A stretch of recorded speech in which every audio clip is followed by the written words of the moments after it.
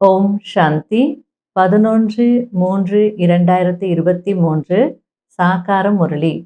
இன்று சிவ பகவான் கூறுகிறார், இனிமையான குழந்தைகளே, ஞானம் மற்றும் யோக பலத்தின் மூலம் பழைய பாவங்களின் கணக்கை முடித்துவிட்டு புதிய புண்ணியத்தின் கணக்கை சேமிக்க வேண்டும். யோக பலத்தின் மூலம் சதா ஆரோக்கியமானவராக செல்வந்தராக ஆக வேண்டும். கேள்வி: முழு கல்பத்திலும் இல்லாத எந்த விசேஷ தன்மைகள் சங்கம யுகத்திற்கு இருக்கிறது? பதில்: சங்கம யுகத்தில்தான் 5000 ஆண்டுகளுக்கு பிறகு ஆத்மா மற்றும் பரமாத்மாவின் அன்பான மங்களகரமான சந்திப்பு நிகழ்கிறது. குழந்தைகள் தந்தையை சந்திப்பதற்கான மற்றும் ஆஸ்தி அடைவதற்கான நேரம் இதுதான். தந்தை அனைத்து ஆத்மாக்களுக்காக இந்த சமயத்தில்தான் ஞானம் கொடுக்கிறார். அனைவரையும் விடுவிக்கக்கூடியவர் ஆகிறார். சங்கம யுகத்தில்தான் தேவி தேவதா தர்மத்தின் நாற்று நடப்படுகிறது. யார் மற்ற தர்மங்களில் மாறி போயிருக்கிறார்களோ அவர்கள் வந்து விடுவார்கள். அனைவரும் அவரவர்களுடைய பழைய கணக்கு வழக்குகளை முடித்துவிட்டு திரும்பி செல்வார்கள். இது போன்ற விசேஷ தன்மைகள் வேறு எந்த யுகத்திற்கும் இல்லை. ஓம் சாந்தி. பரம்பிதா சிவன் என்று அவருடைய பெயரை அவசியம் சொல்ல வேண்டும். ஏனென்றால் பரமாத்மா, இறைவன், காட் என்று நிறைய சொல்கிறார்கள். ஆனால் அந்த தந்தைக்கு அவசியம் பெயர் இருக்க வேண்டும் அல்லவா? தந்தையின் பெயர் சிவன் என்பதாகும். நிராகாரமானவர் அல்லவா? ஆத்மாக்கள் கூட நிராகாரமாக இருக்கிறார்கள்.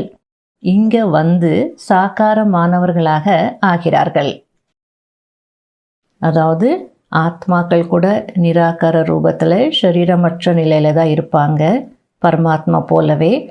அதுக்கப்புறம் இந்த உலகத்துக்கு எப்போ வருவாங்களோ இங்கே வந்த பின்னாடி தான் சாகாரமானவர்களாக, அப்படின்னா சரீரமுடையவர்களாக ஆகிறாங்க அப்படின்றார். காட் ஃபாதர், அதாவது இறை தந்தை என்று எப்பொழுது சொல்கிறார்களோ அப்பொழுது மனிதர்களுடைய புத்தியில் லௌகீக தந்தை நினைவிற்கு வரமாட்டார். அவரோ அவருடைய குழந்தைகளின் தந்தை ஆவார்.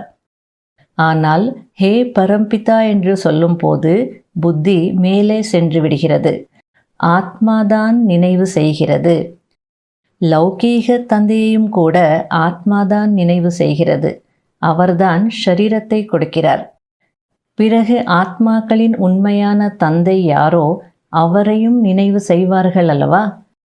ஆனால் அவர் யார்? அவரை தந்தை என்று சொல்லி அழைப்பது யார்? அவரிடம் இரக்கம் காட்டுங்கள் என்று ஏன் கேட்கிறார்கள்? அவர் அனைவருடைய தந்தை என்பதை அனைவரும் அறிந்திருக்கிறார்கள். ஆனால் ஒருவேளை அனைவரும் தந்தையே தந்தை என்றால் பிறகு இந்த அழைப்பிற்கு எந்த அர்த்தமும் இல்லை. பரமாத்மாதான் அனைத்தையும் கொடுக்கிறார் என்று சொல்கிறார்கள். இந்த குழந்தையையும் பரமாத்மாதான் கொடுத்திருக்கிறார் என்கிறார்கள். எனவே இறைவனை அவசியம் நினைவு செய்கிறார்கள். வந்து எங்களை தூய்மையாக்குங்கள், இந்த துக்கங்களிலிருந்து விடுவியுங்கள் என்று அழைக்கிறார்கள். அப்படியென்றால் அவசியம் எங்கேயாவது அழைத்து செல்வார் அல்லவா? அனைவரையும் விடுவித்து சாந்தி தாமம் மற்றும் சுகதாமத்திற்கு அழைத்து செல்கிறார். ரொம்ப தெளிவா அழகா பாபா இந்த கான்செப்டை புரிய வைக்கிறார். அதாவது லௌகீக தந்தையை கூட ஆத்மாதான் நினைவு செய்கிறது. ஏன் நினைவு செய்கிறது? ஏன்னா அந்த லௌகீக தந்தை ஷரீரத்தை கொடுத்திருக்கிறார். அதே போல் ஆத்மா பாரலோகீக தந்தையும் நினைவு செய்கிறது. ஏன் அப்படின்னா அவர்தான் அனைத்து ஆத்மாக்களின் உண்மையான தந்தை அப்படின்றது புரிஞ்சிருக்குது. அதே நேரத்தில் பொதுவாக சொல்லும் போது பரமாத்மா தான் எல்லாமே கொடுத்துருக்கிறார் அப்படின்னு சொல்லுவாங்க. குழந்தைய கூட பரமாத்மா தான் கொடுத்துருக்கிறார். ஆகையால தான் நினைவு செய்கிறாங்க. அதாவது இரக்கம் காட்டுங்க அப்படின்னா இந்த துக்கங்களிலிருந்து விடுவீங்கன்னு கேட்குறாங்க. அப்போது அவர் விடுவிச்சுட்டு எங்கேயாவது அழைச்சிட்டு தானே போவார் அப்படின்றார். அப்போ எங்கே அழைச்சிட்டு போகிறார் அது உங்களுக்கு தெரியும். இந்த துக்கங்களிலிருந்து விடுவிச்சுட்டு பாபா அனைவரையும் சுகதாமத்திற்கும் சாந்தி தாமத்திற்கும் அழைச்சிட்டு போவார். ஒவ்வொரு கல்பத்திலும் கல்பத்தின் சங்கம யுகத்தில்தான் வருகிறார், இடையில் வருகிறார் என்பது இல்லை. எப்பொழுது நாடகம் முடிவடைய வேண்டுமோ அப்பொழுது அனைவரையும் அழைத்து செல்வதற்காக வருவார். நான் ஒரே ஒரு முறை வருகிறேன் என்று தந்தை கோருகிறார். நான் அடிக்கடி ஒன்றும் வருவதில்லை, நான் ஒரு முறை வருகிறேன். எப்பொழுது அனைவரும் தமோ பிரதானமாக ஆகிவிட்டிருக்கிறார்களோ அப்போது வருகிறேன். ஏனென்றால் 84 பிறவிகளை அவசியம் முடிக்க வேண்டும். ஒருவேளை முதலிலேயே வந்தேன் என்றால் 84 பிறவிகளின் சக்கரத்தை முடிக்க முடியாது. ஆகையால் சக்கரத்தின் முழுமையான இறுதி நேரம் வர வேண்டும் அல்லவா?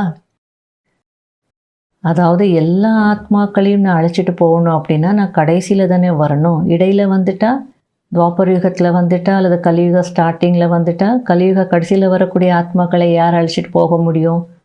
ஒரு முறை தான் நான் வர முடியும். ட்ராமாவில் எனக்கு அவ்வளோதான் பார்ட். ஒரே ஒரு முறை தான் வந்து ஞானம் கொடுத்து தூய்மையாக்கி அழைச்சிட்டு போகக்கூடிய பார்ட். ஆகையால் நான் கடைசியில் தானே வர வேண்டியதாக இருக்கும் அப்படின்றார். அப்பொழுது வந்து முதலில் குழந்தைகளுக்கு தந்தை ஆகிறேன், பிறகு ஆசிரியராகவும் சத்குருவாகவும் ஆகிறேன். பொதுவாக தந்தை பிறப்பு கொடுக்கிறார், ஆசிரியர் ஷரீர நிர்வாகத்திற்காக கல்வி கொடுக்கிறார் மற்றும் சத்கதிக்காக குருவிடம் செல்கிறார்கள். இப்பொழுது சிவ்பாபா நம்முடைய தந்தை, ஆசிரியர், சத்குருவாக இருக்கிறார் என்பதை குழந்தைகளாகிய நீங்கள் அறிந்திருக்கிறீர்கள். 5000 வருடங்களுக்கு பிறகு வந்திருக்கிறார். இதை ஆத்மாக்கள் மற்றும் பரமாத்மாவினுடைய அன்பான மங்களகரமான சந்திப்பு என்று சொல்லப்படுகிறது. பரம்பிதா பரமாத்மா வந்து அனைத்து ஆத்மாக்களையும் சந்திக்கிறார். இந்த சமயத்தில்தான் அனைவரையும் விடுவிக்கக்கூடியவர் ஆகிறார். அனைவரும் வந்து கல்வியை பெறமாட்டார்கள். யார் தேவதை ஆகக்கூடியவர்களோ அவர்கள்தான் கல்வியை பெறுவார்கள். முழு உலகத்தின் ஹிஸ்டரி, ஜியாகிரஃபி பற்றிய ரகசியத்தை வேறு யாரும் புரிய வைக்க முடியாது. தந்தைதான் புரிய வைக்கிறார். தந்தை மூலம் நீங்கள் சுயதர்ஷன சக்கரதாரியாகி சக்கரவர்த்தி ராஜா ஆகிறீர்கள். யோகா முழுமையாக இல்லை என்றால் தாரணை ஆகாது, புத்தி பியூர் ஆக முடியாது. சிங்கத்தின் பால் தங்க பாத்திரத்தில்தான் தங்கும் என்று சொல்கிறார்கள் அல்லவா? அதுபோல் இது கூட ஞான அமிர்தம் குழந்தைகளுக்கு கிடைக்கிறது. பாத்திரம் இரும்பிலிருந்து மாறி தங்கமாக ஆகும் போதுதான் தாரணை ஆகும். என்னை நினைவு செய்யுங்கள் என்று இப்பொழுது எல்லையற்ற தந்தை புரிய வைக்கிறார். அந்த குருவிற்கு பதிலாக ஒரு சிவ்பாபாவை நினைவு செய்ய வேண்டும். இதில் அதிக உழைப்பு இருக்கிறது. அவர் மூலம்தான் சொர்க்கத்தின் சுகம், சாந்தியின் ஆஸ்தி கிடைக்க முடியும். அதாவது குருமார்களை நினைக்கிறது ஈஸின்றார். உருவம் இருக்குது, கண்ணுக்கு தெரியுது, அதனால் பக்தியில் நிறைய குருமார்களை நினச்சிட்டு வந்தீங்க. ஆனால் இங்கே ஒரு சிவ்பாபாவை நினைக்கணும். அதுவும் அவருக்கு ஷரீரம் இல்லை.